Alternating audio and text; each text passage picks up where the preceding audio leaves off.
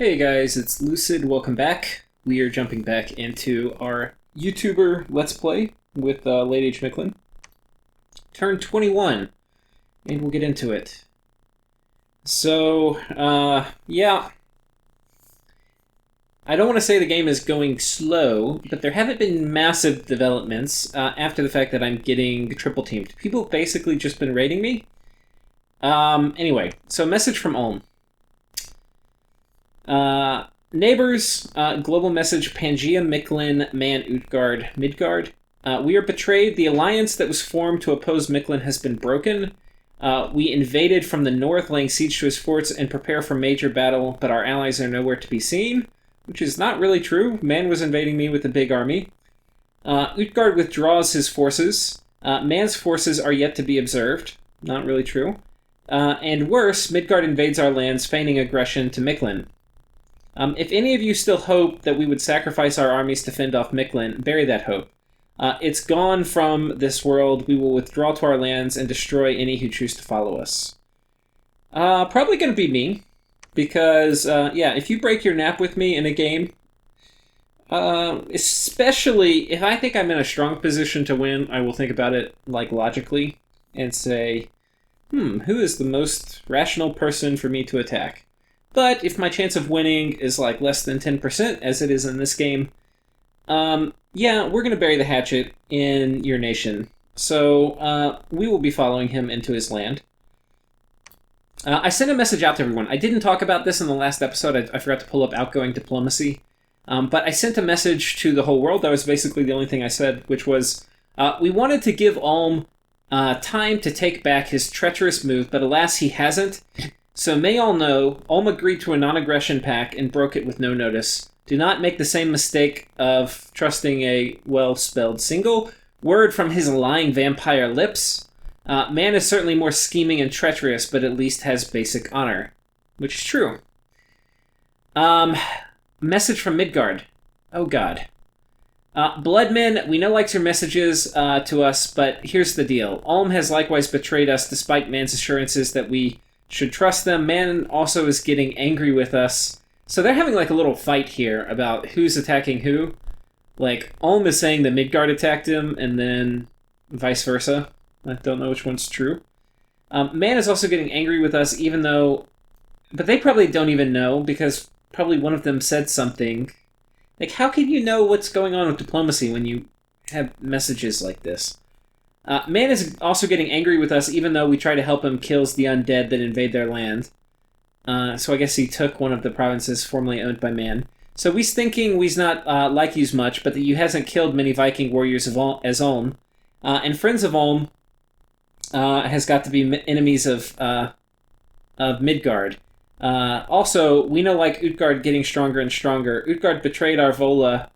Okay, we're not going to read the rest, but... He says at the end, you fights Utgaurd in Ulm, we fights Man. We can't fight Ulm now until they, because they killed their army. Utgaurd still has problems that we've got to solve. Okay, so Midgard has formally declared war on Man.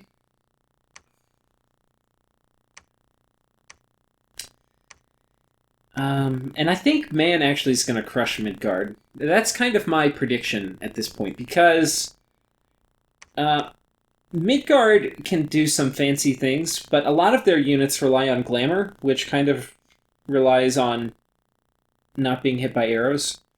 So it's definitely late enough that if he beelined for something like Arrowfend, he would be super well protected. Alternately, he could do the much cheaper Mist, and this is a spell Utgaurd can put up pretty easily. This would be really good if Midgard had verse Man, because he has a lot of ranged attacks which would miss. I probably could go for it. I don't really have enough that it's worth going for. I mean, there's not much. I'm not going to be bringing mages to the fight to cast Evocation, so... and I don't have enough air mages to do Mist, but that's something Midgard could do. If Midgard does not do something to deal with crossbow archer shenanigans, he's going to get absolutely wrecked. And you've heard me say before that like archers and crossbowmen fall off in the mid to late game. Well, A, we're not there yet, and B, they only fall off if you take the appropriate spell countermeasures. So, yeah. Don't know how this is going to go, but if he doesn't have those yet, I don't think there's much that they could do. I mean, it's actually a pretty, like, wardens have very high damage attacks, so you can't send thugs. And then you can't rely on glamour because of the arrows. So this is a really good matchup for man. I'm a few turns ahead of this in the real game. I probably should tell Midgard that, like... but what may be in my better interest, actually thinking about it, is I think man's going to probably end up winning against Midgard. But if he gets bigger, then perhaps we can form a coalition against him. Like, if he takes some of Midgard's stuff over here, then maybe I can get Utgaurd to help. But that will all be dependent on how the war with Ulm goes. So, there's a few things that are happening at this point in the game, too, before we go through... There's not too many things on the events. I mean, I'll just click through these, but... Okay, we're going to walk through each event in detail, but there's a few other things I want to talk about before we do that.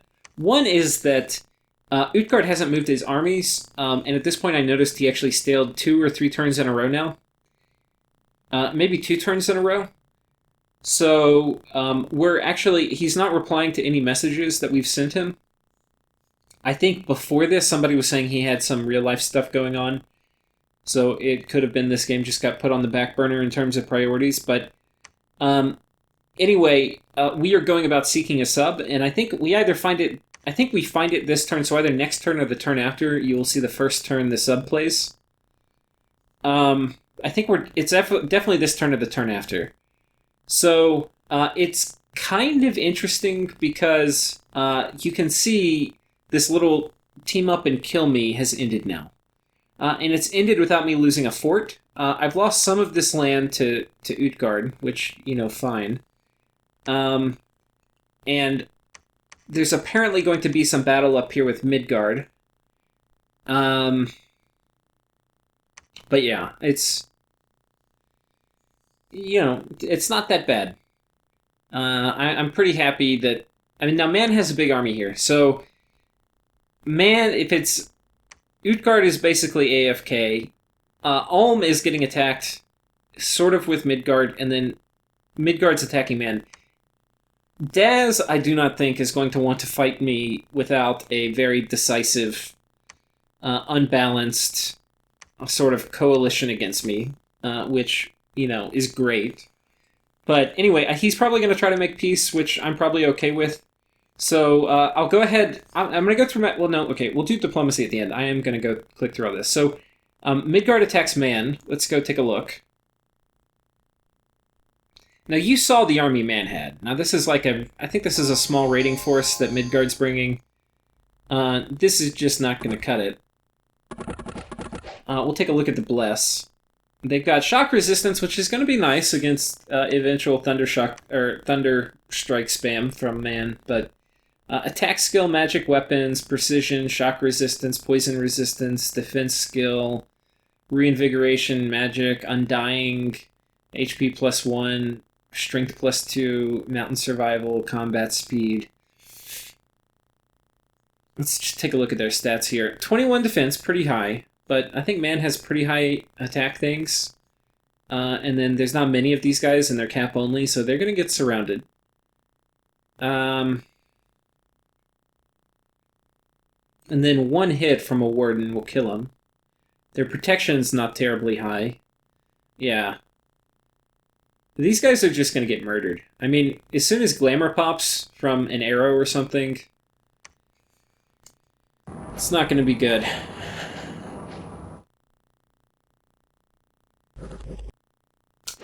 He's got these guys too, which do a lot of damage. They will be able to chew through a lot of Man's dudes, but they don't have a shield, and their protection's not great, so they will get eaten up by crossbow fire. So, not... Man is a very strong matchup against Midgard.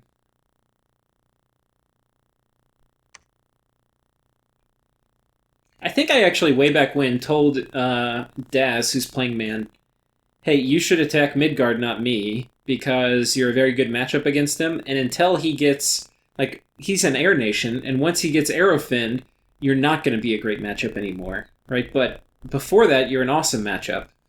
So maybe he actually took that to heart, I don't know, but... Well, no, he's not, because Midgard's attacking him, but maybe he'll find out the hard way. Or the easy way. Okay. Man took this back, being a little shit. We take this, we just drive off one of the Black Templar. Let's go take a look at Pythium. Pythium is a nation we have not seen very much of. So Pythium is moving underwater with Sacred Hydras. Oh god, I don't think I've seen these yet. So shock and poison resistance, fire resistance, which is really good on Hydras. Defense, magic resistance, undying. I don't know how undying works with Hydras. I don't... Okay, yeah, it's not going to trigger...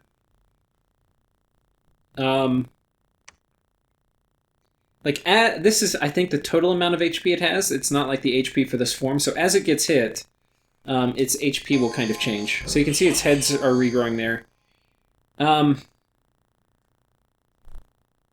Now, let's take a look at them. Their protection is not great. I'm trying to think what type of bless I would take on these guys. Pierce and blunt resistance. So he's obviously taken a lot of death. This is just... Pythium's a bad nation, by the way. You kind of want to do something with the Hydras, but Hydras are kind of... They're kind of like a stepchild. They're really hard to integrate into the rest of your army. And they need a bless to be effective, so you end up having to commit kind of a fair amount. I mean, maybe you could do them without a bless. I don't know.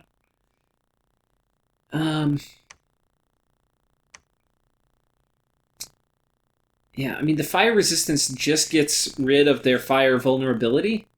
So then they're just left with like a little bit of resistance. Maybe this is okay. Maybe it's okay. Maybe it's okay if you have somebody there to put like Iron Warriors on them or something. But they're definitely... This is not a good enough unit as is.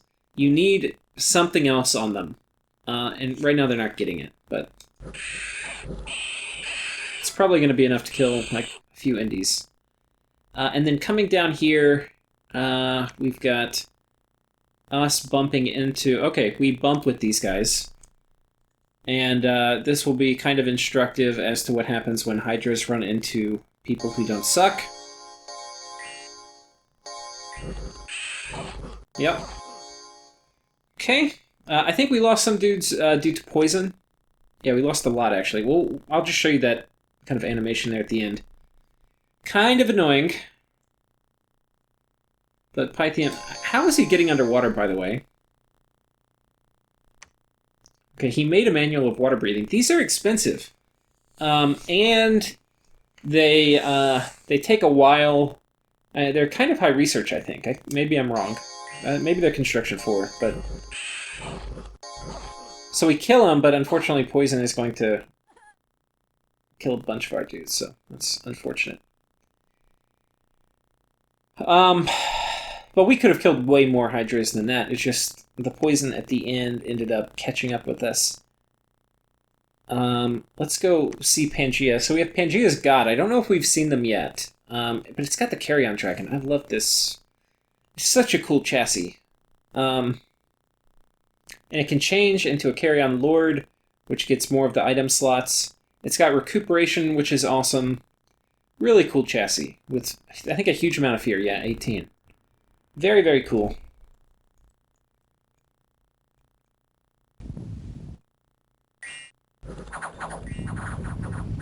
But not really enough to take a bless, but he doesn't need a bless. He's going with a bunch of these really high damage tramplers and high protection. Pretty damn solid units.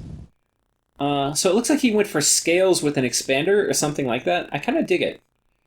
It's kind of a cool way to play Pangea. Not relying on the... I really like playing scales. I think in some ways it's more fun than playing Blessed Nations. The thing is, like, and I'm obviously playing like a super turbo Cancer Bless right now and saying that, but the thing is, as you know more about the game and you know how to use all the spells, um, having a bigger economy opens up way more options in terms of things you can do due to having more research.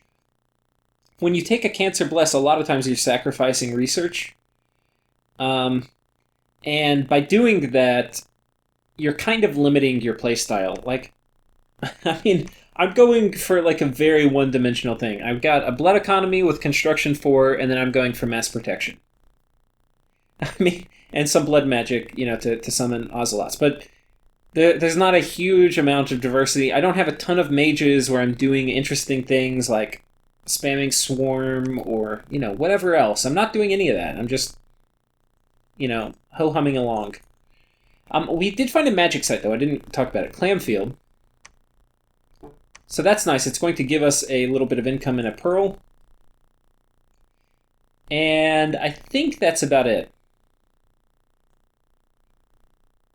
Okay, so on to diplomacy. Well, no, we'll do our movements and then we'll do diplomacy at the end. Okay, so actually we're going to do diplomacy. I'm going to at least show the message to Ulm. And I will send a message to Ulm saying, your diplomatic messengers will be fed to our jaguars since your words no longer... Okay. Your diplomatic messengers will be fed to our jaguars since your words last no longer than the wind which made them. We will not bother sending them even to the village chieftain, much less the tribal council. We will only judge your intentions from your actions and army movements. So that's pretty definitive. Like, when you say shoot the messengers, that's basically how I feel about this nation right now. We are going to do everything we can to kill them. That is kind of my little mission, my mini game I'm playing right now. Even if it means I do not win. But I'm not going to so fully commit that I take my armies out of here. Because I ultimately won't be able to kill Ulm if I lose my capital. So we are going to defend, but we are going to be going into Ulm's territory. Now, in conjunction with sending that message out, I'm attacking here with my big army. And the reason I'm thinking this is, I don't know, he could move some dudes in over here and we'll catch it. So anyway, we're going to move these guys here. I'm going to move a smaller little raiding squad over here to take this back. Not sure what I'm going to do with them after that. But Ulm is not going to know when I attack these two places if I'm going to continue and go into his territory or if I'm going to turn back, which is fine by me. So that's basically the movement there. What's going on in here? Well, we're recruiting some more of these tribal kings to get more slaves. I do want to get my blood economy going. I'm also anticipating this guy here. They could raid. So I am going to try to catch both of the raiding provinces. One of the things with raiders is you're sometimes torn between, do I try to attack the province the raider is in, or do I try to catch the raiders themselves? And here I'm going to opt for the catch the raiders themselves. So basically we're going to have some jaguars here on hold and attack with a blessing. Same business here. With a little bit of PD, that should be enough to kill 20 wardens if they go in either province. So we've got a little trap there. In terms of what's in here, nothing except a bunch of slaves. We're blood hunting. I would like to use this scout to ferry, but I'm a little worried he'll die from disease and take all my blood slaves with him. So we do not want that caravan getting lost on the way to a lab. This fort now came up. We're okay, we already site searched it. I think we're just hanging tight here. I don't have enough money to build anything, but it has at least connected all the ocean income back to my dominion. So I'm now getting income from all of this, which is nice. We're going to site search up here, and then we can't really go much farther. We'll probably go in this way. I think I'm getting some more mermen to mix in with this army so that we're not kind of stranded. I do want to, this is a very high income province here. I do want to make another fort here. So I'll be looking to do that in the future, but this guy's just going to hang out until then. I'm having some real income issues. Like, I can't max out Jaguar production here, even though I've got the recruitment points. Thanks to man rating and Ulm rating. So as we take some of this land back, hopefully we'll be in good shape. So that's basically it. for movement. We're trying to intercept these two. We're raiding here and here, or we're moving a big army down here. But that's basically it. Now we'll get into the rest of the diplomacy. And then I sent a message to Man. While your treachery is beyond the comprehension of our honorable peoples, we'll be happy to return to pre-war borders. If you find this intriguing, let us know. Otherwise, perhaps a few military conflicts will set the record straight. And then a message to Ulm. Okay, we already did that. And then the message to, to Midgard, or Utgaurd. Utgaurd. Okay, so indeed, because of this message, it means that by the time I submitted this turn, we had found a new sub. So I'm going to go ahead and message him. And I say, we understand that you are under new leadership.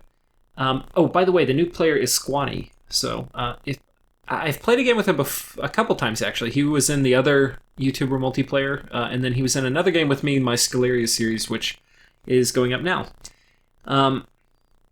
He plays Man in that series. But anyway, we understand that you're under new leadership. The positioning of your nation is between two bodies of water, with myself and Pangaea to your sides and Midgard to your north and south. The alliance formed through deceit and treachery against me has begun to fall, as others have attacked your previous allies. Since you acted honorably, though unpredictably in the past, we have no ill will towards the proud giants. That said, your positioning on the world map leaves you little diplomatic flexibility. While you certainly could attack Pangaea or myself, you might also want to consider attacking Midgard, who would grant you the throne to your north and the unclaimed throne to your south.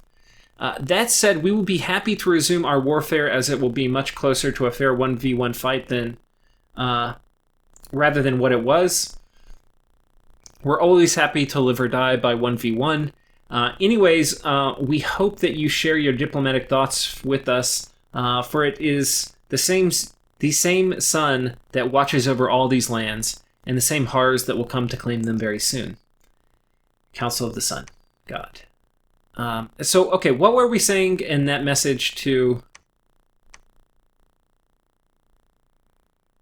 Okay, whoops. What was it we were saying to Utgaurd? We're basically saying, and I'll zoom out as I talk about it.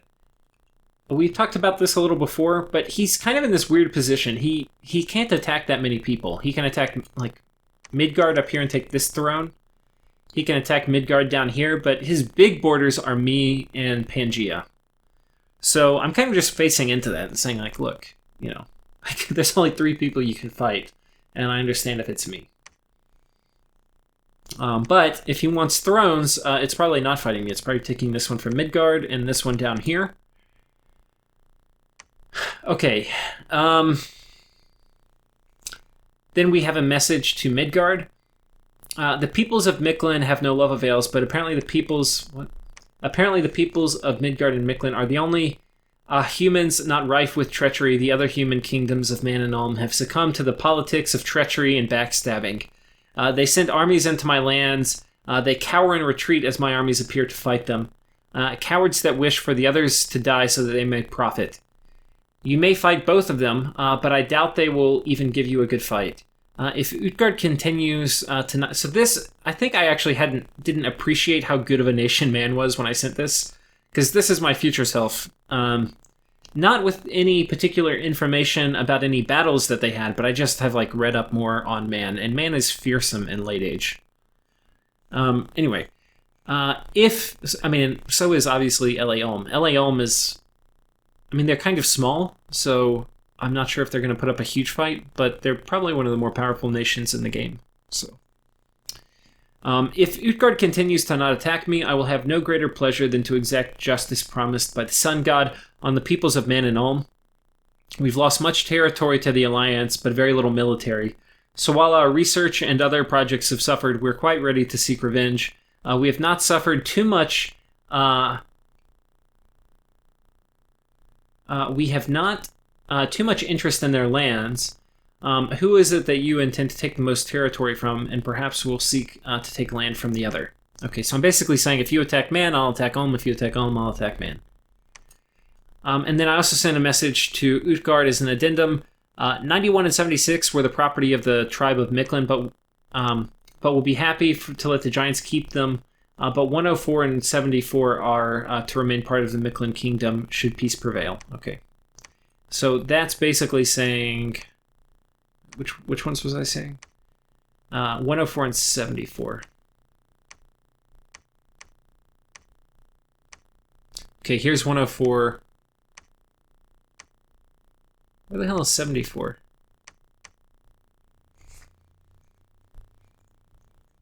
I might have mistyped, actually. Yeah, okay. I think I should have said 84.